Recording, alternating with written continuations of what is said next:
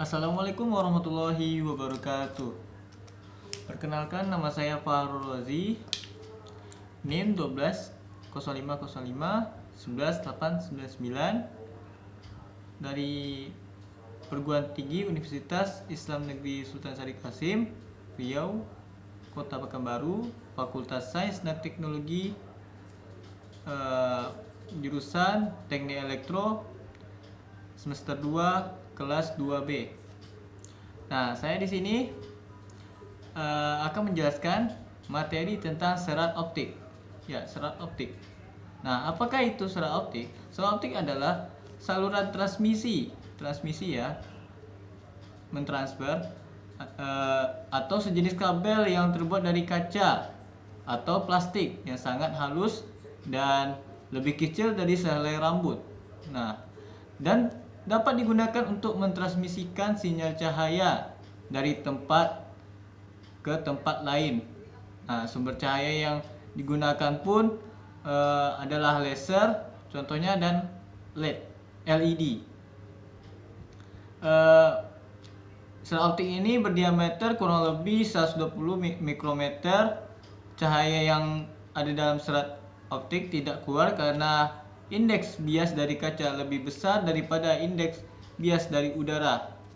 Nah, karena laser mempunyai spektrum yang sangat sempit, serat optik memiliki kecepatan transmisi yang sangat tinggi sehingga sangat bagus untuk digunakan sebagai saluran komunikasi. Nah, dengan lebar jalur atau bandwidth yang besar, serat optik yang memiliki kemampuan dalam mentransmisikan data lebih banyak dan cepat dibandingkan dengan penggunaan kabel konvensional lain. Pada prinsipnya, serat optik ini memantulkan dan membiaskan jumlah cahaya yang merambat yang ada di dalamnya. Nah, efisiensi dari serat optik yang ditentukan oleh kemurnian dari bahan penyusun gelas atau kaca. Nah, semakin murni bahan gelas, maka semakin sedikit cahaya yang diserap oleh serat optik. Nah, pada kelebihan serat optik, 1. Lebaran jalur besar dan kemampuan dalam membawa banyak data, dapat kapasitas informasi yang sangat besar dengan kecepatan transmisi yang mencapai gigabit per detik dan menghantarkan informasi jarak jauh tanpa pengulangan. Yang kedua, biaya pemasangan dan pengoperasian yang rendah serta tingkat keamanan yang lebih tinggi. Yang ketiga, ukurannya jauh lebih kecil dan tentunya ringan sehingga hemat dalam pemakaian ruangan. Nah, yang keempat, imun atau kekebalan terhadap gangguan elektromagnetik dan gangguan gelombang radio.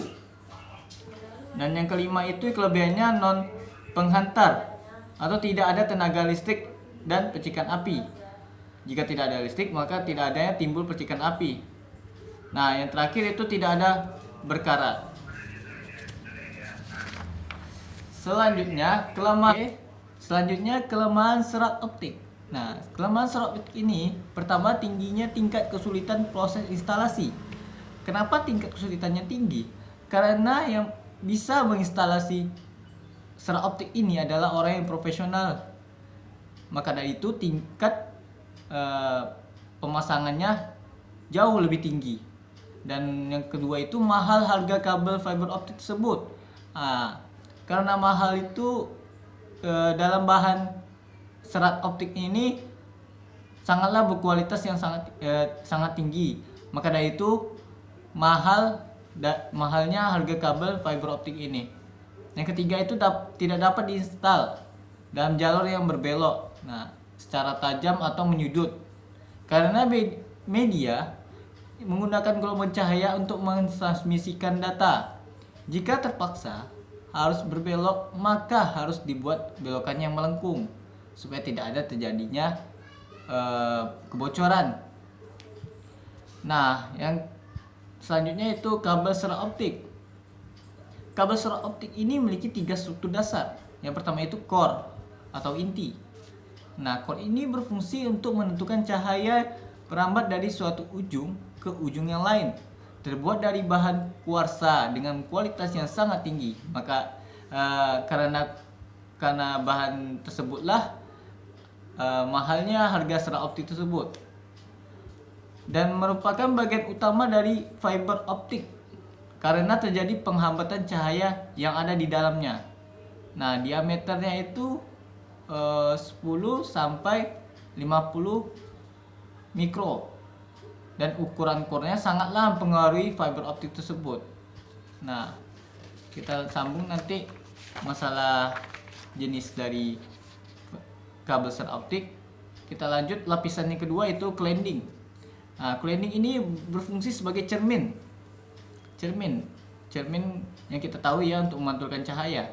Nah, itu kan memantulkan cahaya agar dapat merambat ke ujung yang lain. Nah, terbuat dari gelas atau kaca dengan indeks bias lebih kecil dari core. Nah, indeksnya jauh lebih kecil, merupakan selubung dari core, sangat mempengaruhi sudut kritis. Nah, yang terakhir itu coating atau jacket, berfungsi sebagai pelindung. Nah, pelindung mekanis dan tepat kode warna. Nanti ya kita jelaskan kode warna ini. Terbuat dari bahan plastik, berfungsi melindungi serat optik dan kerusakan. Nah, tujuannya sebagai pelindung ya, coating ini yang ada di dalamnya, cladding dan core, supaya tidak ada kerusakan dalam proses mentransmisikan data. Nah, dalam pengaplikasian serat optik biasanya diselubungi oleh lapisan resin. Nah, resin ini disebut dengan jacket juga, biasanya berbahan plastik. Lapisan ini dapat menambahkan kekuatan. Nah, ada tambahan lagi. Nah, kekuatan untuk kabel serat optik walaupun tidak memberikan peningkatan terhadap sifat gelombang pandu optik pada kabel tersebut. Namun, lapisan resin ini dapat menyerap cahaya dan mencegah kemungkinan terjadi kebocoran cahaya yang dikeluarkan dari selubung inti. Bisa teman-teman lihat gambar dari pengaplikasiannya. Yang paling dalam itu core ya, yang lapisan kedua itu cladding, yang ketiga itu buffer coating. Oke, selanjutnya kode warna pada kabel serat optik. Yang pertama itu selubung luarnya. Dalam standarisasinya, kode warna dari selubung luar atau jaket, kita harus tahu dulu kode warna dari selubung luar serat optik ini. Nah, yang pertama itu kuning. Nah, kuning ini memiliki arti serat optik ini single mode. Maksudnya itu nanti kita jelaskan. Oke, ini maksudnya dari kuning tersebut artinya adalah serat optik yang bermode single. Nah, orange ini artinya serat optik yang memiliki jenis multimode. Kalau yang berwarna aqua, artinya itu optimal laser 10 giga 50 per 125 mikrometer, serat optik jenisnya multimode. Dan yang berwarna abu-abu, kode warna serat optik jenisnya itu multimode yang tidak digunakan lagi. Nah, yang itu abu-abu yang tidak bisa digunakan lagi kode warnanya. Yang warna biru kadang-kadang artinya itu kadang-kadang masih digunakan dalam model perancangan. Nah, sampai di sini teman-teman sudah paham? Kalau belum paham bisa di komentar. Oke, kita lanjut di jenis-jenis kabel fiber optik. Nah, jenis kabel fiber optik yang pertama itu step index multimode. Oke, kita untuk lebih jauh lagi kita mengenalnya, kita bisa menggambarkan sini ya. Pertama itu step index multimode. Oke, multimode. Nah, fiber optik ini jenis pertama nih, multimode ini dibuat dari korel relatif besar. Ini kita bayangkan korel relatif. Kornya dari pertama tadi ada gambar kecil tadi kan. Nah, ini kornya relatif besar. Nah, dengan diselimuti cladding. Nah, diselimuti cladding. Core yang mempunyai diameter 50. Kita anggap ya 50 diameter dari core-nya. 50 mikrometer ya. Dia batasnya itu sampai 200 mikrometer. Nah, diameternya itu 50.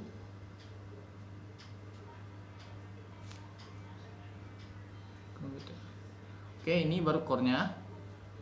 Nah, diselimuti oleh cladding. Nah, claddingnya ini sangatlah tipis. Nah, core cladding ini indeks bias yang berbeda. Nah, berarti claddingnya sangat tipis. Bentar ya, ini agak besar jadi.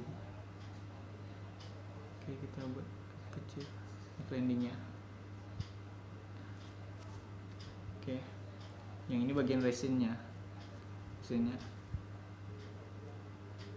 bagian tipis dari cladding.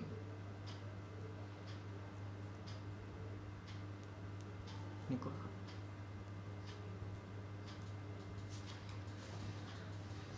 Oke.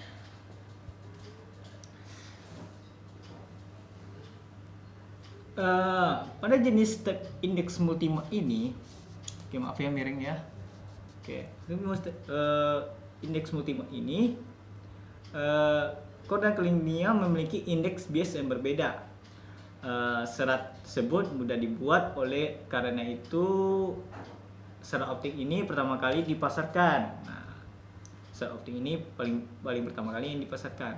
Dan keuntungannya itu dari serat step index multimode ini adalah core-nya yang tebal. Nah, core-nya yang tebal ini sehingga dapat mudah menyambungkan ujung dua serat, dan dalam segi biaya lebih efektif. Nah, dan dalam keuntungan tersebut pasti ada kerugiannya, dan kerugian utamanya dari serat optik ini,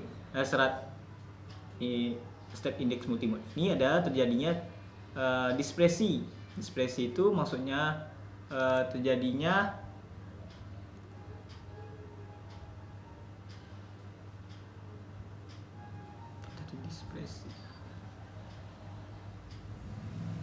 dispersi itu maksudnya tuh peristiwa penguraian cahaya polikromatik putih. Nah, yang dari cahaya-cahaya monokromatik ya, contohnya tuh Meiji Kuibinio pada peristiwa lewatan cahaya dari yang lurus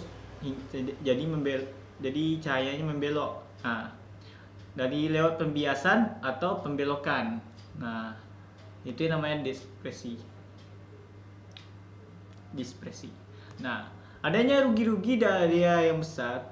Oleh karena itu step index multimode ini digunakan untuk jarak yang pendek, dengan bitrate yang relatif rendah, yang ada di kantor-kantor yang menggunakan LAN ya, itu sebagai penyambung informasi pada internet komputer. Nah, oleh karena itu kabel ini cocok untuk transmisi yang medium. Nah, rendaman dari serat step index multimode ini ada antara 2 sampai 30 dB per kilometer, dan bandwidth antara 10 sampai dengan 100 MHz. Nah,